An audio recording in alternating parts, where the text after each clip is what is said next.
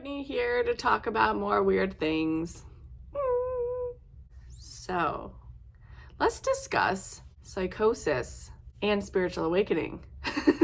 Here's the scoop. Spiritual awakening, especially when it's really abrupt, can look a lot like psychosis, a mental health condition characterized by a disconnection from reality. Here's the kicker. You can't have spiritual awakening without some level of disconnection from your reality, because the word awakening in and of itself suggests that a person is being aroused from a sleep state. The reality that they thought they were in before wasn't reality at all. They were asleep.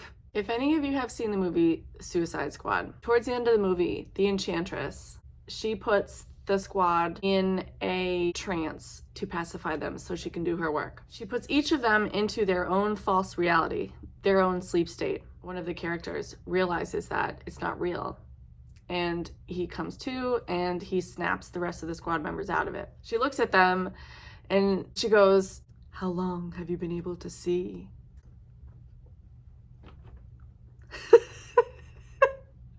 This is awakening. It's the process of being able to see our environment clearly. This is also when your third eye opens. Your two eyes here, they help you navigate the third dimension. But this eye, this helps you see through all that. In these bodies that we're in now, in the third dimension on this planet, we are technically dead. We are vast light beings of the universe that have to shrink ourselves into this tiny physical existence so that we can live in a physical reality. We are light that has dimmed itself to conform, and that is a form of death. So this is why in a lot of the scriptures, when the time of awakening comes, it is believed that the people who are dead are going to come back to life again. This was taken literally, so a lot of people were buried facing east because that's dawn. Well, our dead family members aren't like literally coming back into human bodies and like being alive again. They're not like crawling out of the ground. The people who are asleep, the Walking Dead, they're going to open their eyes. Their third eye is going to open. That's what that's about. When you go through spiritual awakening, you see through the illusions. Your third eye opens. You become awakened. You are alive again. You have seen the dawn, the dawning of a new light. You go through a process of detaching from what most people around you believe. You can see the agendas that are being pushed to try to control people. The way that fear and shame, grief, that really low frequency emotions are used to manipulate people. So you're going to start seeing the world around you in very different ways. You're going to start seeing people in different lights, world events, political situations. Literally everything about your reality is going to change. You start to understand that our reality is just a construct. It's a culmination of our collective belief systems. What the whole believes is what becomes our reality. So essentially, there is no objective reality at all. It is solely a makeup of what we are made to believe about what is true. And so a lot of people get into this mode where they're like, why am I even participating in regular society?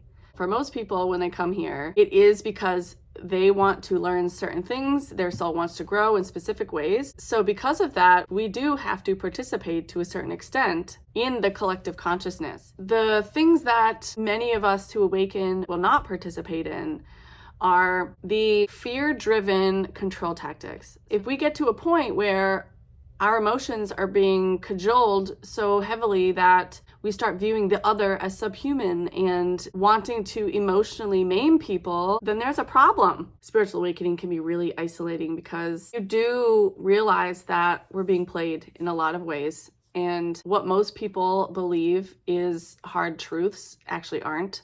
But you can't just stand there and tell everybody, just preach this kind of weird stuff to them because they can't hear it. So you go through a phase of wanting to get people to understand and realizing they can't. And then eventually you come to this understanding that you have to grow internally, like know thyself. That is an extremely important sentence, ancient esoteric wisdom. When you know yourself, when you work on yourself, you inevitably help awaken other people. You work on you, you talk about you help you.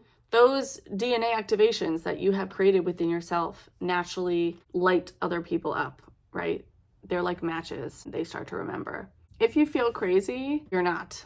You're not crazy. I'm here to tell you that you are not crazy. Just understand that you're going through a process of breaking down old paradigms, and it's going to be very confusing and kind of alarming at first, but eventually get to a place where you understand what's going on. I promise you, you'll get to a place where you understand.